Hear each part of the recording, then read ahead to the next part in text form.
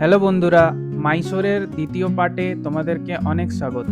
আশা করি তোমরা সবাই ভালো আছো, আমাদের ব্লগগুলো দেখছো।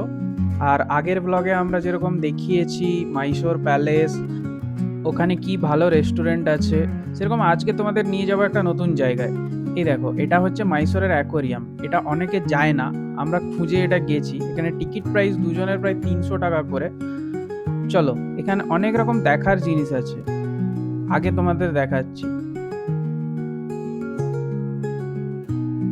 আর আমি তো ঢুকেই অবাক, এত রং বেরঙের মাছ চারিপাশে আমার কিলবিল করছে, মাথার উপর দিয়ে এপাশে ওপাশে, ছোট বড় চকচকে ধরনের মাছ, কোথাও জেলিফিশ।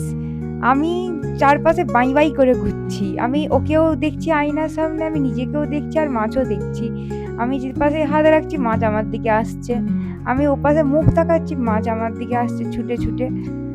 আর আমি মানে আমি প্রথমে যেতে চাইছিলাম না, যে এই জায়গাটা যাব না, কিন্তু আমি গিয়ে এবারে অবাক হয়ে গেছি। এই যে এখানে মাছের খাবার দিলাম, আর এইখানে বড় বড় মাছ।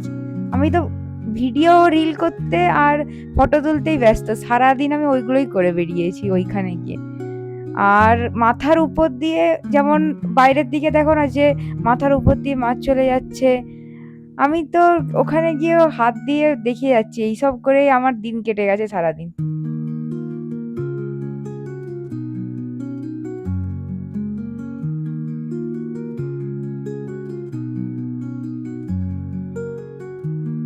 এবারে প্রায় শেষ হয়ে গেছে, এবারে আমরা জু চলে যাব।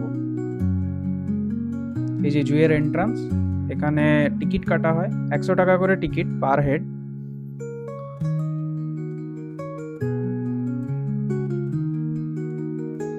এই যে এখানে একটা সাইনবোর্ড টাইপের দেওয়া আছে, ওই সাইনবোর্ডে টাইমিংস, ওখানে বিভিন্ন রুলস এইসব লেখা আছে।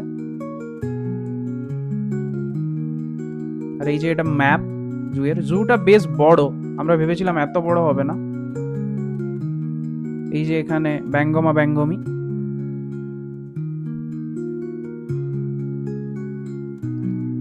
আর এই যে বাঘ মামা, রয়্যাল বেঙ্গল টাইগার, এখানে সিংহ। আর ওই যে দূরে গরিলাটা ভাবছে এরা রবিবারেও আমাকে ছাড়লো না, যে হায়নার দল। ওই যে দূরে হাতি দেখা যাচ্ছে, আর ওই যে জিরাফ। জু থেকে বেরিয়ে আমরা এবারে ঘোড়ার গাড়িতে চড়েছি, যাচ্ছি স্টেশনের উদ্দেশ্যে। 5-10 মিনিট পৌঁছে গেলাম, এবার ট্রেনে চাপবো। চেপে গেলাম ট্রেনে।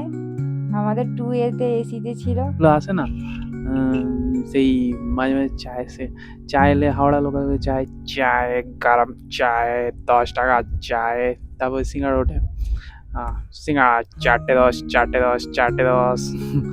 তারপরে আহ, ডিম ডিম ডিম যখন ওঠে, ডিম গরম ডিম, ডিম আছে ডিম খান গরম ডিম।